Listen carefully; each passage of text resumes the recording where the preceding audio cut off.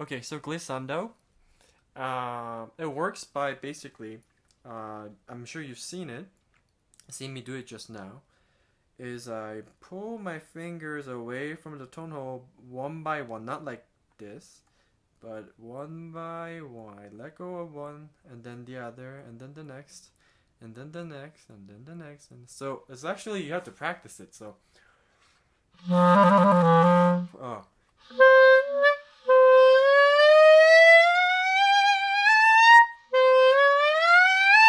now, you realize that I'm sure you noticed that I started lower, so wow, wow, like over there.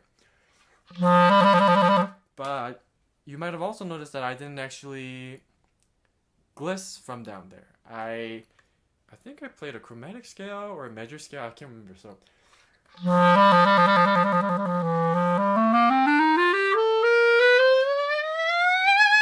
that's kind of the slowed down version. Or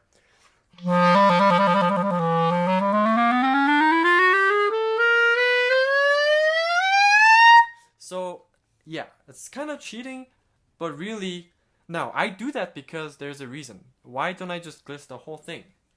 Because it is impossible. What we have here on the clarinet, we have holes, tone holes, and we have keys, right? So keys are to lift these little things that cover the holes, the tone holes. Okay, these lift. Lift, lift, lift, lift, lift, lift. Okay, and we push these ones down, the tone holes, and they cover the holes. So some of them you cover and some of them the clarinet covers. So it's not all the same thing. It's not like the recorder where you cover everything.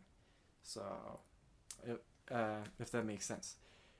Now, so we have this in the shallow register, which is the lowest register in the clarinet. We have and then here in the throat tone area, we're covered by keys. That means so it's all chromatic. So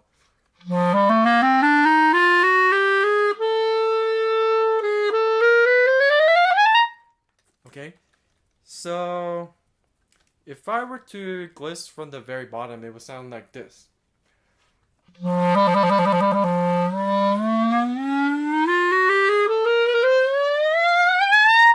that would sound really weird. So if I put it into context,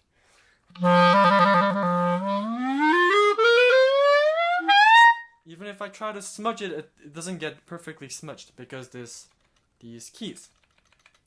So make sure next time you write down glissando parts into your clarinet part, the best thing to do is talk to your clarinetist to see if it works or not. And some people are much better at glissando than other people.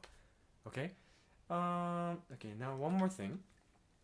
Oh, also, on the bass clarinet, all the keys, you have no place where you're covering the hole with your finger. It's all done by keys because the holes are so big, right? Otherwise, your fingers would just fall in. Which means bass clarinet cannot gliss, okay? So don't write glissando parts for bass clarinet. Oh, actually, one more thing on the glissando, I'm gonna try to glissando down, which is actually a lot harder to do. So instead of going, I'm gonna do.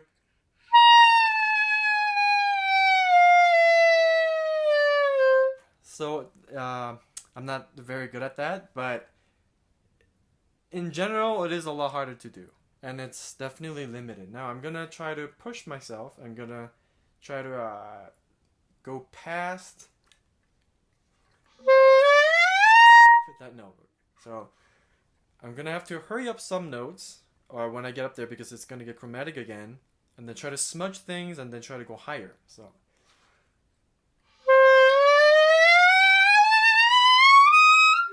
Okay, so you see what I mean. It gets chromatic here and there, so you gotta make sure that you write the music so that it's avoidable, or it's just not for that long. And now another thing is that when you write glissando in the parts, I find the best thing to do as a player and as a composer is that leave the glissando till the very last moment before you move on to the next part. So don't glissando. If you have a 4/4 measure, for instance, don't go from beat 1 to beat 4 glissando. Okay, so you can write it that way, but do the glissando like right before to right before to before beat 4, or beat 4 to beat 1. So if we have, let's see, metronome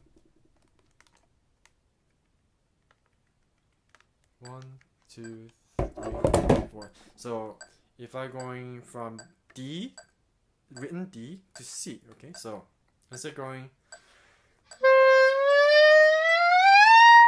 sorry, so make it easier because I can count 2 2 3 1 2 instead of going like that,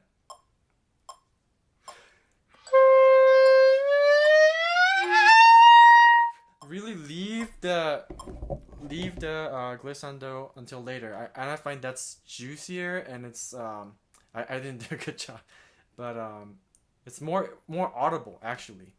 So try that. One more time. Let's try one more time to see if I can do better. I should have practiced this, but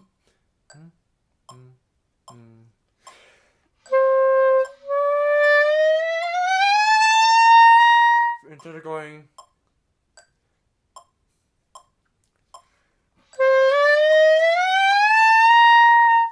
I don't know.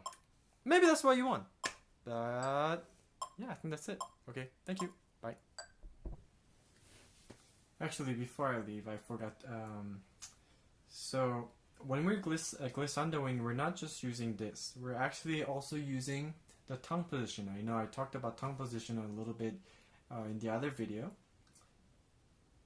So so basically, I'm playing with my tongue, the back of my tongue, going e-o, e-o, o. So if I play, I'm gonna play open C, a written C above the, so on the second ledger line, so and I'm gonna mess with my tongue position. So I'm gonna start normal, and then I'm gonna drop down the tongue, and then raise it again. So.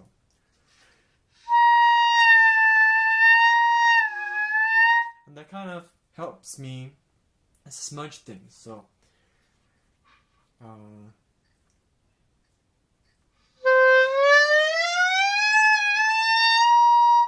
near the end, I just did it by sheer tongue position. So if I do it better,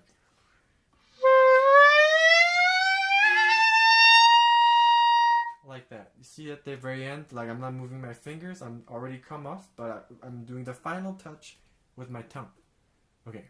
So what else? So I would say bigger the interval, of course, it's easier to hear the glissando, but again, it's a matter of where the glissando is. Sometimes you can't do it. You can't do a glissando from, say, okay, actually as an experiment, I'm going to try to do a glissando from G, middle G to G sharp. So this is the only way I can play G sharp, so.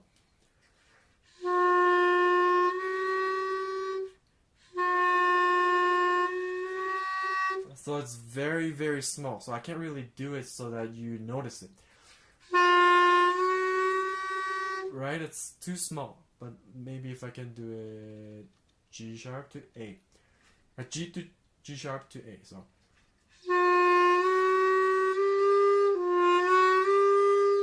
Again, that's too chromatic, right? Right?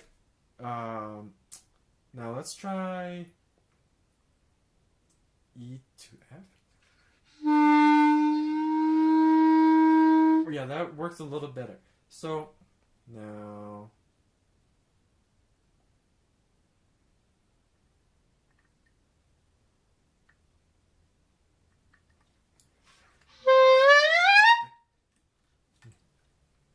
so I would say that usually the safest bet, the maximum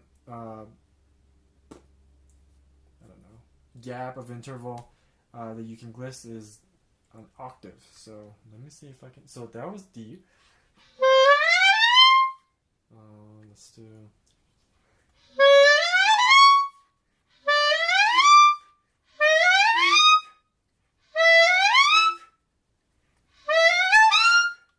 Maybe I can do more.